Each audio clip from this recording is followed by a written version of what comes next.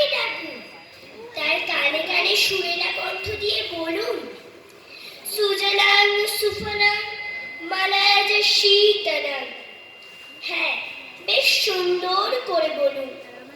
যে মেয়েটা বনগা কিংবা চাকদা থেকে রোজ সকালে ট্রেনে সেজে বুঝে শহরে আসছে শরীর বেচে চাল ডাল নুন কিনতে, তাকে ডাকুন।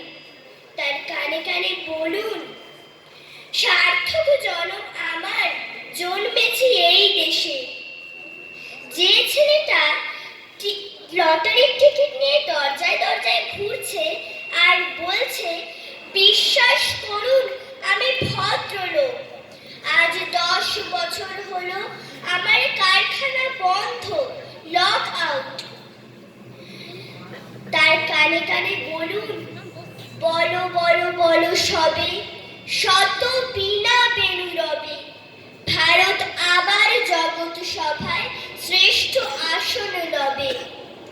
রাতের আকাশ কাঁপিয়ে অঝোর ধারায় বৃষ্টি নামলে যে মা ঠায় দাঁড়িয়ে থাকে তার খোকন ফিরে আসবে বলে, যে খোকনকে এমনই এক বর্ষার উন্মত্ত রাতে কালো গাড়ির পুলিশ ডেকে নিয়ে গিয়েছিল, আর বরানগরের রাস্তার ধারের ভোরের ঘুম ভাঙা কুকুর প্রথম দেখেছিল যার গুলিবিদ্ধ রক্তাক্ত লাশ, সেই মাকে ডাকুন।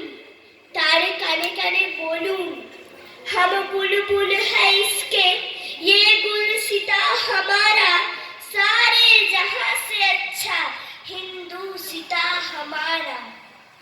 সবাইকে সব বলা শেষ হলে শুনশান শীতের রাতে 5 মাথার মোড়ে ঘোড়ায় বসা সেই মহাবিপ্লবীর পায়ের সামনে ধীরে ধীরে এগিয়ে যান।